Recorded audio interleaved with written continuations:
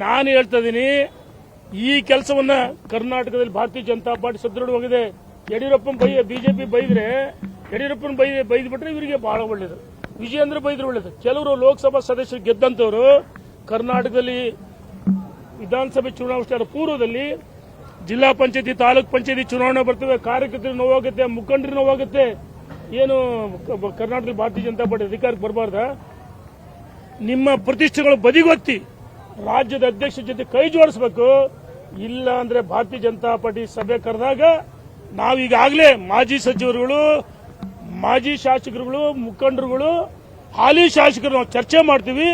ಸಭೆ ಕರೆದಂತ ಸಂದರ್ಭದಲ್ಲಿ ಯಾರು ರಾಜ್ಯದ ಅಧ್ಯಕ್ಷ ಭಾರತೀಯ ಜನತಾ ಪಾರ್ಟಿ ಸಭೆ ಯಾವಾಗ ಕರೀತಾರೆ ಆ ಸಂದರ್ಭದಲ್ಲಿ ಇವರಿಗೆ ಸರಿಯಾದ ರೀತಿ ಪಾಠ ಕಲಿಸ್ತೀವಿ, ಬಿಡಲ್ಲ ಅಷ್ಟು ಸುಲಭವಾಗಿ.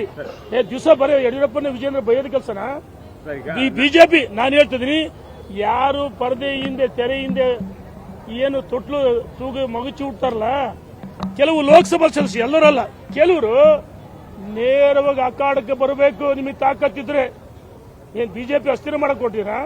ಅಧ್ಯಕ್ಷರು ಸಮರ್ಥರಿಲ್ವಾ? ರಾಜ್ಯದ ಉದ್ದಕ್ಕೆ ಪ್ರವಾಸ ಮಾಡಿಲ್ಲ. ಮೂಡ ವಿರುದ್ಧ ಹೋರಾಟ ಮಾಡಿದ್ದರು, ವಾಲ್ಮೀಕಿ ಹಗರಣ ವಿರುದ್ಧ ಹೋರಾಟ ಮಾಡಿದ್ದರು, ಭ್ರಷ್ಟಾಚಾರ ವಿರುದ್ಧ ಹೋರಾಟ ಮಾಡಿದ್ದರು.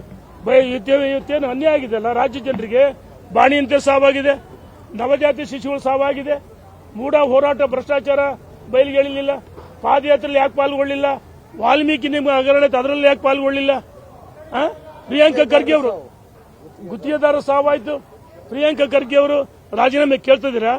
ಇವರೇನು ಎಲ್ಲೋ ಒಂದ್ ಕಡೆ ಜೆ.ಎಚ್. ಪಟೇಲ್ ಬಹಳ ಚೆನ್ನಾಗಿರ್ತವೆ, ವ್ಯಂಗ್ಯವಾಗಿ, ಹಾಸ್ಯಭರಿತವಾಗಿ ಈ ತೋಳನ್ ಕತೆ ಹೋರಿ ಹೋಗ್ತಾ ಇತ್ತು. ಹಂಗೆ ರಾಜ್ಯದ ಅಧ್ಯಕ್ಷ ಬದಲಾವಣೆ ಆಗ್ತಿ ಇವ್ರು ಕಾಯ್ತಾರೆ.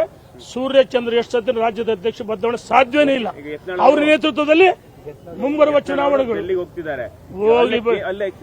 ಡೈಲಿ ಎಲ್ಲ ಅನೌನ್ಸ್ ಮಾಡಿ ಅಂತಾರೆ, ಯಾರ ಸಪೋರ್ಟ್ ಮಾಡ್ತಾರೆ ಯತ್ನಾಳ್ ಅಂತ ಹೇಳ್ತಾರೆ.